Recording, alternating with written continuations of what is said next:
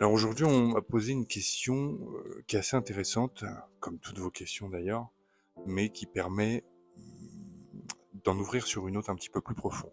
La question, c'est pourquoi les femmes retrouvent toujours le même type de relation, ou en tout cas pourquoi est-ce qu'elles les attirent. Eh ben, pour moi, la réponse est assez simple. On attire ce qui nous est familier, ce que l'on souhaite, forcément, qui est dû à une enfance, voilà, où il y a eu forcément des traumatismes, d'accord, des traumatismes qui sont liés à un père, à une mère, et dans lequel on a grandi. Donc on a eu ce qu'on appelle un schéma répétitif au jour le jour, sur lequel le cerveau s'est familiarisé, et même si c'est douloureux pour le cerveau, il le connaît. Donc c'est pour ça qu'il le recherche. Et c'est pour ça que, étant donné que vos pensées sont concentrées sur la blessure et la douleur du passé, que vous allez attirer dans votre futur quelque chose qui est similaire, mais plus avec vos parents, parce que vous ne vivez plus avec, mais avec la future personne avec laquelle vous êtes. Mais ça développe un point important, un point spirituel.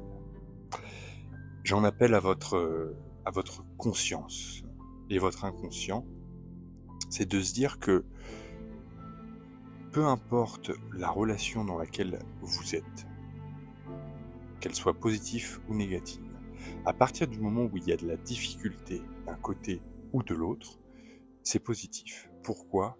Parce que chaque personne qui entre dans vos vies a une mission, celle de vous faire évoluer. C'est pour ça que je parle d'inconscient, parce que ça, c'est inconscient. La personne qui va vous faire souffrir ne saura pas qu'elle est là pour vous faire évoluer. Mais vous, ce que vous expérimentez, la personne qui est victime de, de la souffrance que lui fait subir l'autre personne, c'est que vous expérimentez ce qu'est le véritable amour.